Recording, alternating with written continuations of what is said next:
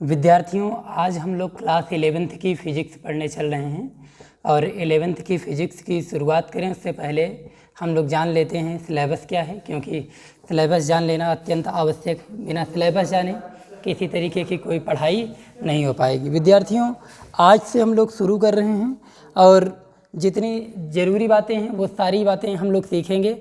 और आपको जानना क्या है इसमें सिलेबस के बारे में, सारा सिलेबस पहले तो हम लिखा दे रहे हैं, क्या ज़रूरी है क्या नहीं ज़रूरी है, ठीक है। क्योंकि ये जो वैश्विक संकट आया है विद्यार्थियों, इसमें क्या है कि आपका 30% सिलेबस काट दिया गया है और 30% सिलेबस के काट देने की वजह से आप लोगों को काफ़ी जो है इसमें सुलभता हो जाएगी, काफ़ी आसान हो जाएगा और आपको पास करना और पढ़ना दोनों ही बहुत ही ईजी हो जाएगा। इसलिए विद्यार्थियों, आप लोग थोड़ा भी ना घबराएं। अब आपको ज़्यादा पढ़ने की आवश्यकता नहीं है, बहुत कम पढ़ना पड़ेगा क्योंकि सिलेबस में बहुत सारी चीज़ें काट दी गई हैं। बस थोड़ा चीज़ें हैं जिसको पढ़ना रहेगा विद्यार्थियों। बस आप लोग थोड़ा सा क्या करें, सहजता दिखाएं, ज़्यादा कुछ पढ़ना नहीं है विद्यार्थियों। और आपको बता दें इसमें कि फिजिक्स हम लोग पढ़ने चल रहे हैं। आज से हम क्या पढ़ाएंगे, आपको फिजिक्स पढ़ाएंगे। विद्यार्थियों, मेरा नाम है अमित कुमार और मैं आज से आप लोगों को फिजिक्स पढ़ाऊंगा और हम 11th वालों को भी फिजिक्स पढ़ा रहे हैं, ठीक है। तो ज़्यादा कोई दिक्कत होने वाली है नहीं, ठीक है। सारे चैप्टर्स को हम लोग बारी बारी से क्या करेंगे, कवर करेंगे। हम आपको सिलेबस बता देना चाहते हैं कि आपका सिलेबस है क्या विद्यार्थियों, ठीक है। जैसा कि आप लोग जानते हो कि हम 11th वालों को भी क्या पढ़ा रहे हैं, आपके यहाँ पढ़ा रहे हैं, 12th वालों को भी पढ़ा रहे हैं, ठीक है। और आपको हम चाहते हैं किसी तरीके कोई दिक्कत ना होने पाए, इसके लिए जितना हो सकता है सारी चीज़ें आपको पढ़ाई जाएंगी, ठीक है, एकदम आसान भाषा में। बस यही है विद्यार्थियों कि लगातार आप हमारे साथ बने रहिए, ठीक है।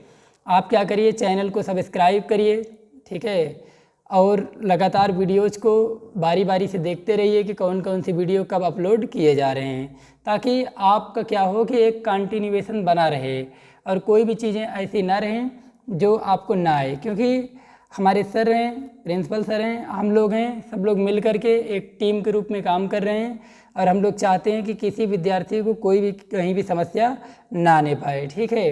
हर एक टॉपिक, हर एक सब्जेक्ट पढ़ाया जा रहा है। जो आपको ना आए आप कमेंट करके पूछिए कि सर हमें यहाँ पर समस्या हुई, तो वहाँ पर आपको क्या किया जाएगा, बताया जाएगा।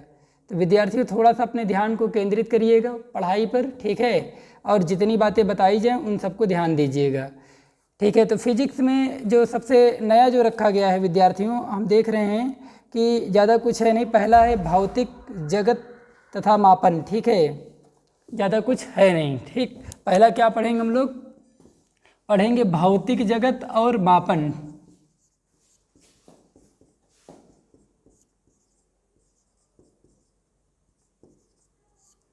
बहुत ही आसान चैप्टर है, इसमें बहुत कुछ नहीं रखा हुआ है, ठीक है, एकदम सामान्य सी चीज़ें हैं, ठीक है। केवल 2 नंबर का ये इस टॉपिक से आने वाला है, इसमें से ज़्यादा कुछ नहीं पूछा जाएगा, ठीक है। इसके बाद के जो चैप्टर्स होंगे वो सारे इम्पॉर्टेंट रहेंगे, लेकिन इस चैप्टर में एकदम सामान्य सी चीज़ें हैं, जैसे ठोस, द्रव, गैस अर्थात पदार्थ की अवस्थाओं के संदर्भ में जानना रहेगा, भौतिकी की परिभाषा से संबंधित बातों को जानना रहेगा, यानी बहुत इसमें कुछ नहीं रखा गया, ठीक है। दूसरा चैप्टर है आपका शुद्ध गतिकी। कौन सा है, शुद्ध गतिकी। और तीसरा है आपका गति के नियम। विद्यार्थियों, आप लोग देख पा रहे हैं कि पहला चैप्टर आपका कौन सा है, भौतिक जगत तथा मापन, और दूसरा है शुद्ध गतिकी, और तीसरा है गति के नियम। अब देख लीजिए, इससे आसान आपको क्या चाहिए, यानी कि कुछ है ही नहीं। पहले हम लोग रणनीति बनाएंगे कि किस तरीके से हम लोग को मेहनत करना है, किस तरीके से हम लोगों को पढ़ाई करना है, ठीक है, सही दिशा में कैसे चलना है, वो सारी बातें। इसलिए सबसे पहले हम सिलेबस जानेंगे। विद्यार्थियों, जब तक सिलेबस नहीं जान पाएंगे तब तक पढ़ाई का कोई अपना मज़ा ही नहीं है। इसलिए अब क्या है कि पिछले साल जो सिलेबस था, इस साल के सिलेबस में ज़मीन आसमान का अंतर है। अब क्या है कि पिछले साल के सिलेबस में वो 30% भी रखे गए हैं जो इस साल 30% कटे हैं। अब आप अगर यही न ध्यान दे पाओगे, नहीं जान पाओगे, तो वो भी पढ़ लोगे 30%, ठीक है। और उसको पढ़ने के चक्कर में ज़्यादा मेहनत करने की आवश्यकता पड़ेगी। पता लगा आप उस पर ज़्यादा मेहनत कर लिए जो आपके एग्ज़ाम में आने वाला ही नहीं है, तो क्या होगा आपको। इसमें आपको क्या हो जाएगा, जटिल प्रक्रिया हो जाएगी, फिर हो सकता है कि नंबर आपके कम आए। इसलिए विद्यार्थियों थोड़ा सा आप सिलेबस को जानें, क्योंकि बिना सिलेबस जाने आप अगर पढ़ेंगे तो आपके साथ थोड़ा सा मुश्किल हो जाएगी। ठीक है, और देखिए जैसे पहला चैप्टर है भौतिक जगत और मापन, दूसरा चैप्टर हो गया आपका शुद्ध गतिकी, तीसरा चैप्टर हो गया गति के नियम। ठीक है, और इसमें जो है अगला चैप्टर है कार्य, ऊर्जा और शक्ति। कौन सा चैप्टर है, कार्य, ऊर्जा और शक्ति।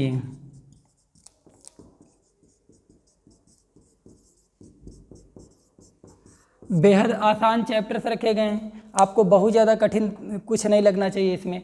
ये सब एकदम आसान आसान टॉपिक्स हैं जो हम आपको बता देंगे। ठीक है, तो कितनी टॉपिक हुई अभी तक, 4 टॉपिक हुई। 5वीं टॉपिक है दृढ़ पिंड के बारे में, दृढ़ पिंड तथा कणों के निकाय की गति। ठीक है, क्या है, दृढ़ पिंड है,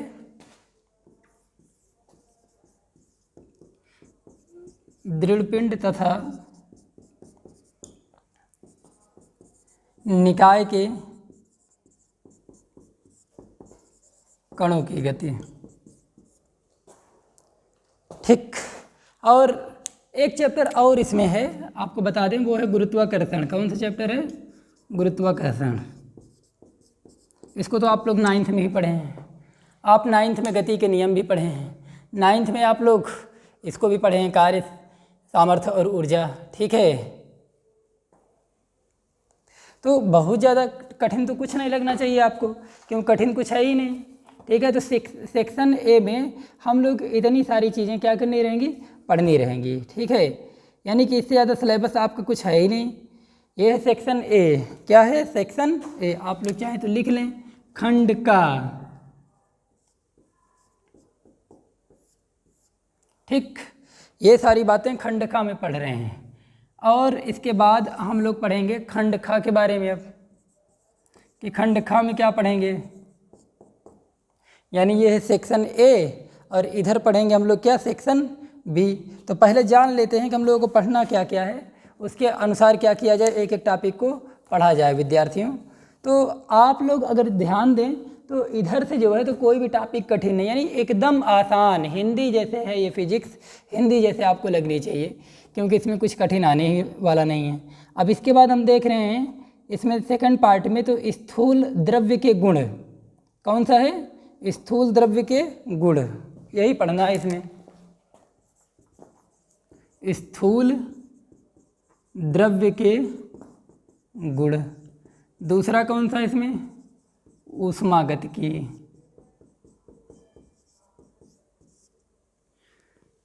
थर्मोडायनेमिक्स। अब आप बताइए आपको कहाँ से कठिन लग रहा है। कुछ चैप्टर्स ऐसे हैं, जैसे उधर सेक्शन बी जो है, सेक्शन बी में आपको थोड़ा समस्या हो सकती है, लेकिन सेक्शन ए में कोई भी कठिन नहीं है। ठीक है, तो इस तरीके से आप लोगों को ध्यान देना रहेगा। तो इधर से हम लोग खंड का में क्या पढ़ेंगे और खंड का खा में क्या पढ़ेंगे, यही सब आपको देखना है। उधर तीसरा चैप्टर उसमें रहेगा आपका आदर्श गैस का व्यवहार और गैसों का अणुगति सिद्धांत। ठीक है,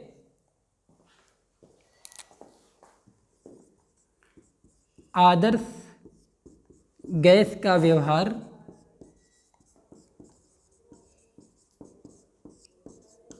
तथा अणुगति सिद्धांत पढ़ेंगे हम लोग। ठीक, इस तरीके से चैप्टर्स आपके रखे गए हैं। एक चैप्टर मात्र आपको और पढ़ना रहता है, वो दोलन गति वाला। ठीक है, कौन सा चैप्टर है, दोलन तथा तरंगे। तो इस तरीके से इतने पूरे चैप्टर्स आपको पढ़ने हैं। कौन सा है, दोलन तथा तरंगे। विद्यार्थियों इसी टॉपिक को हम लोग पढ़ेंगे। आप लोग क्या करिए, पेन कापी लेके बैठा करिए, पेन कापी लेकर के इतना पूरा लिख लीजिए, वीडियो रोक करके या स्क्रीनशॉट ले लिया करिए, और फिर इसी के यही चैप्टर पढ़ने, इतने पूरे ही पढ़ने। ये 6 चैप्टर इधर हो गया, 7वां आपका ये हो गया, 8वां ये हो गया, ये 9वां हो गया और ये 10वां हो गया। यही 10 चैप्टर पर आपको मेहनत करने हैं। ठीक है, यही आपके बोर्ड एग्जाम में क्या होंगे विद्यार्थियों, पूछे जाएंगे, यही हैं, यही पूछे जाते हैं। इतने ही चैप्टर पर आपको मेहनत करना रहेगा, और इसके अलावा कुछ आने वाला नहीं है। इसके अलावा आप एक भी चैप्टर मत पढ़िएगा, ठीक है ना, इसी को आप पढ़िए और इसी पर आप मेहनत करिए। ठीक, क्योंकि इतना इम्पॉर्टेंट है, और यही आपके एग्जाम में पूछा जाएगा और यही है भौतिक विज्ञान का आपका सिलेबस। आप इसके अलावा अलग से कुछ पढ़ेंगे तो आप दिक्कत में आ जाएंगे, ठीक है, क्योंकि वो चैप्टर्स आपके एग्जाम में पूछे जाने वाले नहीं हैं, ठीक, इसलिए उसे मत पढ़िएगा विद्यार्थियों। अब ये तो हो गया सिलेबस विद्यार्थियों। अब हम लोग क्या करेंगे, अब विद्यार्थियों आवश्यकता हम लोगों को सही रणनीति बनाने की। आप लोग क्या करेंगे कि आप लोग पेन कापी लेंगे और अपनी मोबाइल को सामने रखेंगे कहीं, और जितनी बातें मैं बताऊंगा उसको समझते चलेंगे और जो इम्पोर्टेंट लगेगा आपको वो लिखते चलिए, ठीक है। पढ़ाने का तरीका हमारा ये रहेगा, पहले हम ऑरली समझाएंगे, मौखिक रूप से आपको समझाएंगे, उस पर लेक्चर देंगे।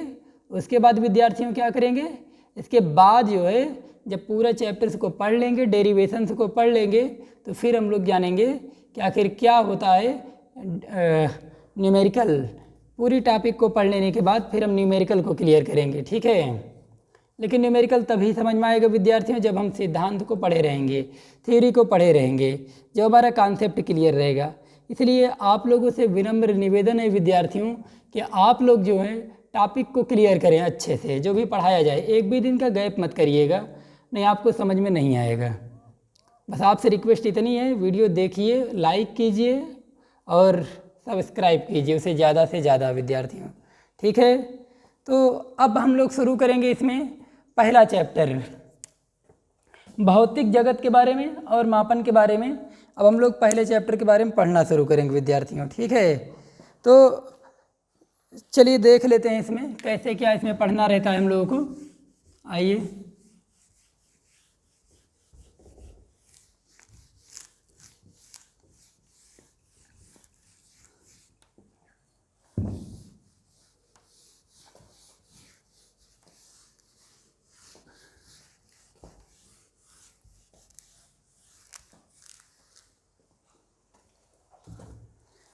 पहला चैप्टर हम लोग कौन सा पढ़ेंगे विद्यार्थियों, तो पहला चैप्टर हमारा भौतिक जगत तथा मापन।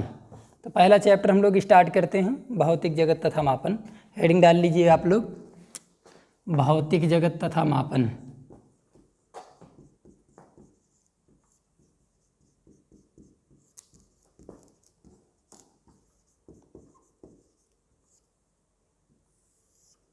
ठीक, अब क्या होता है भौतिक जगत में, क्या क्या पढ़ना है। तो सबसे पहले विद्यार्थियों हमको जानना है कि आखिर भौतिकी है क्या, क्योंकि जिस चैप्टर को पढ़ रहे हैं जब तक हम उसी को नहीं जान पाएंगे विद्यार्थियों तो कोई मतलब नहीं है। इसलिए जो ज़रूरी है तो यही है कि सबसे पहले हम जान तो लें कि आखिर ये चैप्टर हम कौन सा पढ़ रहे हैं। अब हम पढ़ रहे हैं भौतिकी के बारे में, ठीक है, भौतिक विज्ञान पढ़ने चल रहे हैं, तो हमें जानकारी भी तो होनी चाहिए कि आखिर भौतिकी होती क्या है। क्योंकि जब तक हमको पता ही नहीं रहेगा, आप सारी टॉपिक को पढ़ लिए, कोई आपसे पूछ लिए कि ये बताइए भौतिकी क्या है, आप चुप हो गए, आपको पता ही नहीं है, तो पूरा पढ़ा लिखा व्यर्थ हो जाएगा विद्यार्थियों। इसलिए पहला हमारा काम है कि हम जानें कि भौतिकी क्या है। चलिए बताते हैं आपको व्हाट इज फिजिक्स, यानी भौतिकी क्या है उसके बारे में। आधुनिक युग आपको पता है बहुत अच्छे से कैसा युग है, विज्ञान का युग है। ये साइंस इरा चल रहा है, ये विज्ञान का युग चल रहा है, टेक्नोलॉजी का युग चल रहा है विद्यार्थियों। विज्ञान अर्थात साइंस की बात कर रहा हूँ, और साइंस शब्द जो है वो किससे बना है, वो सेंटिया से बना है। साइंस किससे बना है, सेंटिया से। अब देखिए एक एक चीज़ समझिए, हमने बताया कि हमारा जो आधुनिक युग है ये वैज्ञानिक युग है, और वैज्ञानिक युग के संदर्भ में अगर हम बात करें तो हमने बताया आपको कि आधुनिक युग वैज्ञानिक युग है विद्यार्थियों, और विज्ञान अर्थात साइंस, और साइंस किससे बना है, सेंटिया से बना है। और सेंटिया का मतलब क्या होता है, जानना। हमने क्या बताया कि जो साइंस पढ़ते हैं, साइंस किससे बना होता है, सेंटिया से। इसका अर्थ क्या होता है, जानना। क्या होता है विद्यार्थियों, तो जानना होता है। इस सेंटिया का मतलब क्या हो गया, जानना हो गया। विद्यार्थियों मानव की जिज्ञासा होती है कि अपने चारों ओर के बारे में अधिक से अधिक वो क्या करे, जानकारी प्राप्त करे। उसकी अभिलाषा होती है, उसकी इच्छा होती है, उसकी जागरूकता है, वो हमेशा जानना चाहता है अपने आसपास के बारे में कि आखिर ये क्या है कि नहीं। आपके अंदर भी ऐसी उत्सुकता बनी रहती है, आप हर चीज़ जानना चाहते हैं, ठीक है। और आज का जो मानव है मानव लगातार प्रेक्षणों के माध्यम से, लगातार प्रयोग के माध्यम से आज देखिए काफ़ी कुछ जानकारी प्राप्त कर लिया है। ठीक है, अब विज्ञान के क्षेत्र में हम लोग जानकारी प्राप्त कर रहे हैं, इसलिए थोड़ा सा धीरे धीरे अब टॉपिक में हम डीपली प्रवेश करेंगे। मानव द्वारा विद्यार्थियों प्राकृतिक परिघटनाओं को यथासंभव विस्तृत एवं गहनता से समझने के लिए सुव्यवस्थित ज्ञान को ही क्या कहा जाता है? विज्ञान कहा जाता है। आप जब विज्ञान की परिभाषा बताएंगे तो आप बताएंगे सुव्यवस्थित, सुसंगठित, क्रमबद्ध ज्ञान को विज्ञान कहते हैं। जब विज्ञान की बात आएगी तो आप यही बताएंगे, सुव्यवस्थित, सुसंगठित, क्रमबद्ध ज्ञान को क्या कहते हैं? विज्ञान कहते हैं। अगर आप बहुत आसान शब्दों में इसको बताना चाहते हैं तो विद्यार्थियों आप बताएंगे कि विशेष ज्ञान को ही क्या कहा जाता है? विज्ञान कहा जाता है। तो आपके पास बहुत सारे ऑप्शन हैं, आप चाहे जो सी परिभाषा बता दें, चाहे तो बता दें कि सुव्यवस्थित, सुसंगठित ज्ञान को विज्ञान कहते हैं, क्रमबद्ध ज्ञान को क्या कहते हैं? विज्ञान कहते हैं। चाहे तो आप बता दें कि विशेष ज्ञान को ही क्या कहा जाता है? विज्ञान कहा जाता है। तो विद्यार्थियों, हम जो कुछ भी अपने परिवेश में देखते हैं उसी के आधार पर खोज करना, प्रयोग करना या भविष्यवाणी करना ही विज्ञान है। ठीक है, जैसे आज होता है अपने यहाँ देखिए, पहले से बता दिया जाता है कि बारिश होने वाली है, पहले से बता दिया था तूफान आने वाला है। ठीक है, तो ये तमाम तरीके की परिघटनाएं आपको पता चल रही हैं। विद्यार्थियों, किसके माध्यम से संभव हो पा रहा है? तो ये किसी और के माध्यम से संभव नहीं है, ये सब साइंस का ही किया जा रहा है। ये कोई और नहीं बता रहा, ये साइंस ही बता रही है। और इस साइंस में मानव ने क्या किया है?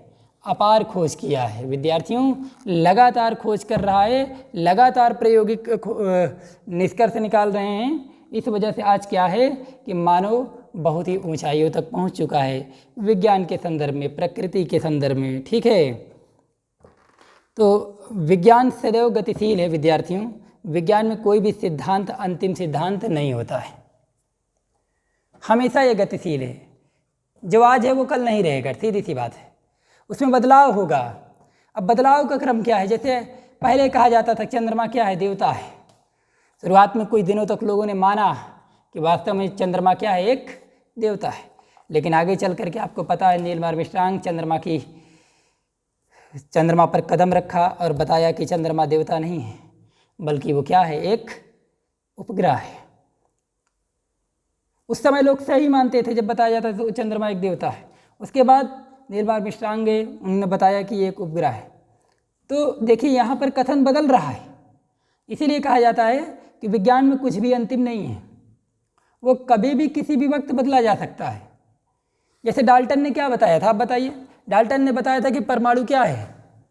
अविभाज्य, अर्थात इसको विभाजित नहीं किया जा सकता है। विद्यार्थियों, लेकिन थोड़े ही समय के बाद क्या हुआ था? पता चला कि परमाणु विभाज्य है, अर्थात परमाणु को क्या किया जा सकता है? विद्यार्थियों, विभाजित किया जा सकता है।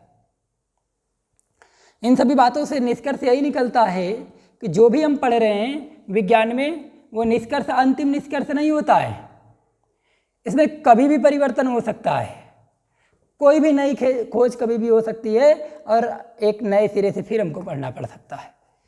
तो विद्यार्थियों, हमारा सिर्फ इतना कहने का मतलब है कि विज्ञान में कोई भी सिद्धांत अंतिम सिद्धांत नहीं होता है और सिद्धांतों में लगातार परिवर्तन होते हैं। विद्यार्थियों, आप 9th में ही पढ़े थे रदरफोर्ड के बारे में। रदरफोर्ड ने बताया था कि इलेक्ट्रॉन नाभिक के चारों ओर लगातार चक्कर लगाता रहेगा और इसकी ऊर्जा में ह्रास होता जाएगा, कमी होती जाएगी, और यही इलेक्ट्रॉन क्या हो जाएगा? नाभिक में गिर जाएगा। लेकिन आगे चल करके इन्हीं के नियम का क्या होता है? खंडन होता है। विद्यार्थियों, यही बात हम आपको बताते हैं, यही बात आपको बताना चाह रहे हैं कि जो सिद्धांत कोई व्यक्ति देगा वो जरूरी नहीं कि वो अंतिम सिद्धांत हो, क्योंकि उसका खंडन आगे चल करके साइंस करेगी, हम आप करेंगे, साइंस करेगी। ठीक है, तो कोई भी सिद्धांत अंतिम सिद्धांत नहीं होता है। तो विद्यार्थियों, धीरे धीरे करके हम लोग सारी जानकारी प्राप्त करेंगे। आप सिर्फ हमारे साथ लगातार बने रहिए। आप ये समझ लीजिए, ऑफलाइन से भी अच्छा आपको ऑनलाइन ज्ञान देने का प्रयास करेंगे। और बस लगातार विद्यार्थियों, आपसे हाथ जोड़ के निवेदन है कि आप लगातार कमेंट्स करिए, अच्छे कमेंट करिए और बताइए समझ में आ रहा है कि नहीं आ रहा है। अपने नाम बताइए, आप चैनल को सब्सक्राइब करिए और लगातार आप वीडियोज़ को देखते रहिए। ठीक है विद्यार्थियों, और आप हमारे साथ बने रहें लगातार। तो विद्यार्थियों अभी तक हमने सिर्फ ये देखा कि विज्ञान में कोई भी सिद्धांत अंतिम सिद्धांत नहीं होता है। जहाँ तक भौतिकी का प्रश्न है विद्यार्थियों, तो भौतिकी को अंग्रेजी में क्या कहते हैं? अंग्रेजी में कहते हैं फिजिक्स। भौतिकी को क्या कहते हैं? तो भौतिकी को कहते हैं विद्यार्थियों फिजिक्स। और इसके बारे में अगर आपको आगे समझाएं तो ये ग्रीक वर्ड एक है, ग्रीक वर्ड में इसको बोला जाता है फ्यूसिस। दरअसल ये जो फिजिक्स बना है, ये फिजिक्स बना है ग्रीक वर्ड से। और ग्रीक शब्द क्या है?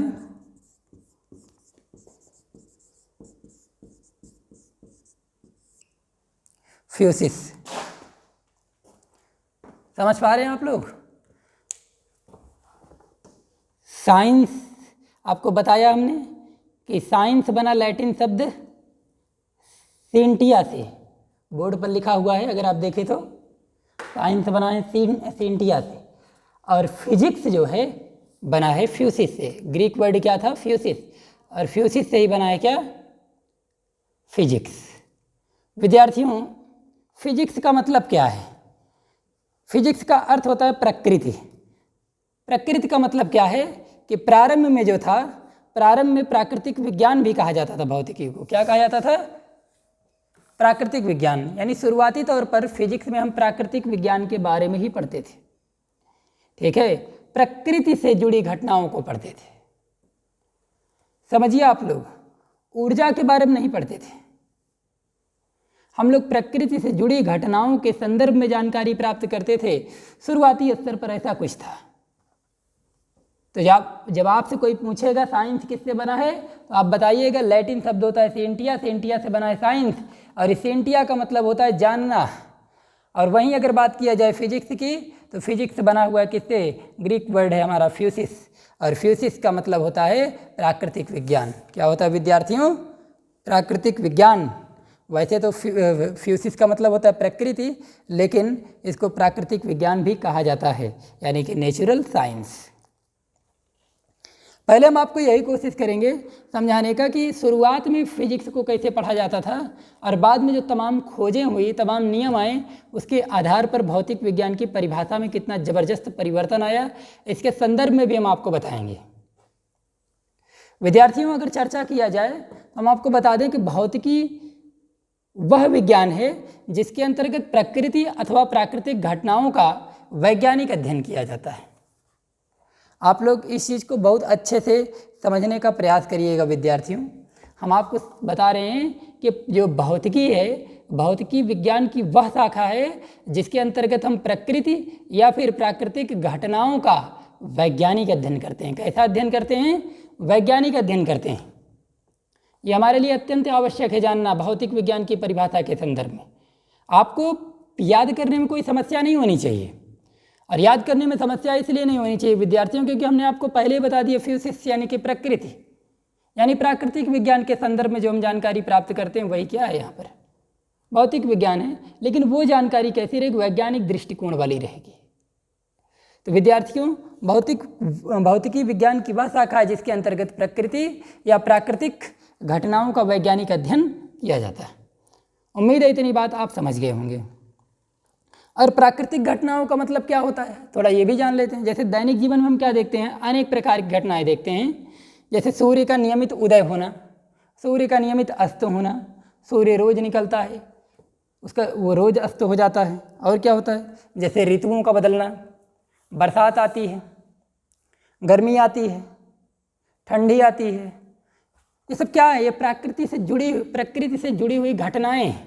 और क्या विद्यार्थी? जैसे बादलों का बनना है, वर्षा का आना है, आंधी आना है, तूफान आना है, ठीक है। तो ये सब विद्यार्थियों, यही सब इसके बारे में हम लोग पढ़ते हैं। जैसे चंद्रमा की गति हो गई, चंद्र और सूर्य ग्रहण हो गया, साबुन के बुलबुलों का चमकदार रंग का दिखाई देना होता है, और जैसे कोयला जलाने से ऊष्मा का उत्पन्न होना है। ये सब क्या है विद्यार्थियों? यही सब तो है प्रकृति से जुड़ी हुई घटनाओं के संदर्भ में वैज्ञानिक दृष्टिकोण रख करके अध्ययन करना। इसी के बारे में तो हम अध्ययन करना चाहते हैं।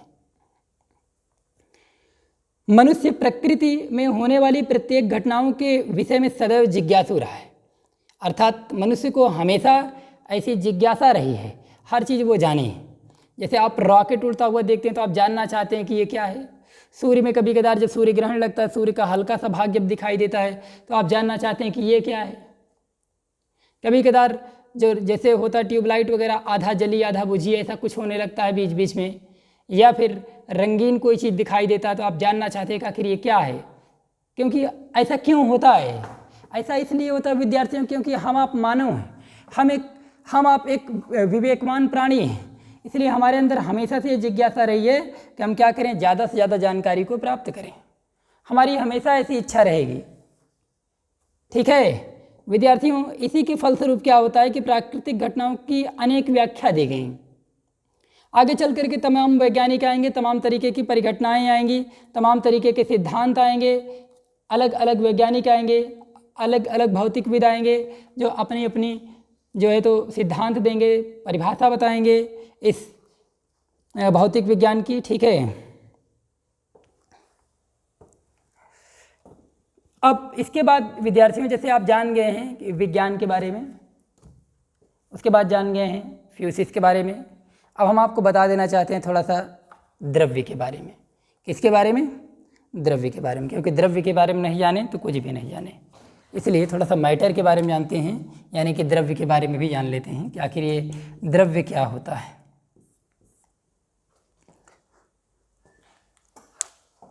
चलिए समझ लेते हैं कि द्रव्य क्या है, मैटर क्या है।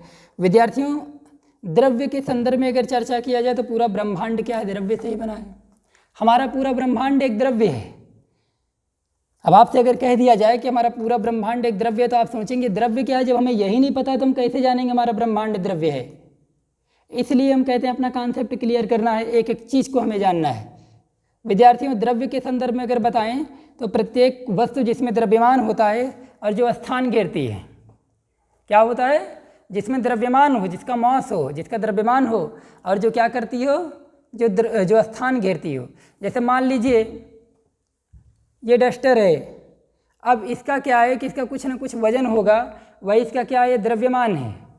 जैसे मान लीजिए ये रखा हुआ है, इसका द्रव्यमान है, अब कुछ ना कुछ ये क्या करेगी, स्थान भी तो घेरेगी विद्यार्थियों, तो इसमें द्रव्यमान है और क्या है, इसमें यह स्थान भी घेर रही है, तो यही क्या है, आपका द्रव्य हो जाएगा। विद्यार्थियों, प्रत्येक वह वस्तु जिसमें द्रव्यमान होता है, जो स्थान घेरती है और जिसको विद्यार्थियों प्रत्यक्ष या अप्रत्यक्ष रूप से ज्ञानेंद्रियों द्वारा अनुभव किया जा सकता है, मतलब उसका हम अनुभव भी कर सकें, तब वो क्या है, द्रव्य है। जैसे होता क्या है कि अभी ये इंक है, अभी आप कहते हैं स्थान नहीं गिरती, आपके अगर शर्ट पर या आपके ऊपर अगर डाल दिया जाए तो तुरंत आपको ठंडेपन का एहसास होगा, मतलब आपकी ज्ञानेंद्रियों से आपको क्या होगी, अनुभूति होगी कि ठंडा है। इसका मतलब ये क्या है, ये द्रव्य है, क्योंकि आपकी ज्ञानेंद्रिय ने इसे क्या किया, महसूस किया, अनुभव किया विद्यार्थियों। और इसमें तो द्रव्यमान भी है, यह स्थान भी घेरेगी, और क्या ज्ञानेंद्रियों के द्वारा इसमें क्या हो गया, अनुभव भी होगा, तो ये क्या है, द्रव्य है। तो वही हम आपको बताना चाहते हैं द्रव्य के मामले में कि द्रव्य किसे कहते हैं। तो याद रखिएगा, द्रव्य हमेशा द्रव्यमान को निहित करता है, अर्थात उसमें द्रव्यमान होता है, और वो क्या करती है, स्थान को घेरती है, और ज्ञानेंद्रियों के द्वारा प्रत्यक्ष या अप्रत्यक्ष रूप से क्या कर सकते हैं, उसका अनुभव कर सकते हैं विद्यार्थियों। तो इतनी बातें आप लोगों को पूरी तरीके से समझ में आ रही है कि द्रव्य क्या है। जब भी आपसे कोई पूछेगा कभी द्रव्य के संदर्भ में तो आप क्या बताएंगे, हम बता दे रहे हैं।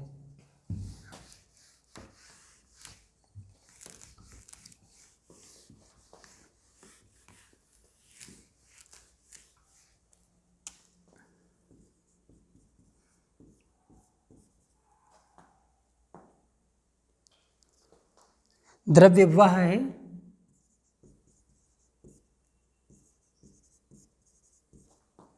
जो क्या करता है, स्थान घेरता है, जिनमें क्या होता है, द्रव्यमान होता है, तथा प्रत्यक्ष या अप्रत्यक्ष रूप से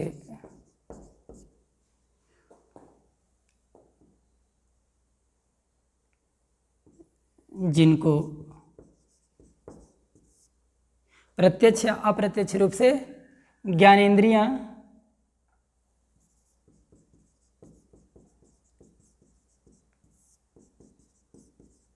जिनका अनुभव कर लें, विद्यार्थियों वही क्या है, वही आपका द्रव्य हो जाएगा। अब उदाहरण अगर आपको लिखना है विद्यार्थियों, तो उदाहरण के तौर पर आप जो भी आपके सामने दिखाई दे वो लिख लीजिए। चेयर है, मार्कर है, मोबाइल है, पंखा है, टीवी है, पत्थर है, सोना है, चांदी है। विद्यार्थियों हम स्वयं हैं, ये जितनी भी चीज़ें हैं ये सब क्या हैं, ये सब द्रव्य हैं। क्या हैं? द्रव्य हैं। तो विद्यार्थियों उम्मीद है कि आपको यहाँ पर किसी तरीके की कोई समस्या नहीं आ रही होगी। जब भी आपके दिमाग में आए द्रव्य तो आप तुरंत समझ जाइए कि द्रव्य का मतलब है कि इसमें क्या है, स्थान भी घेर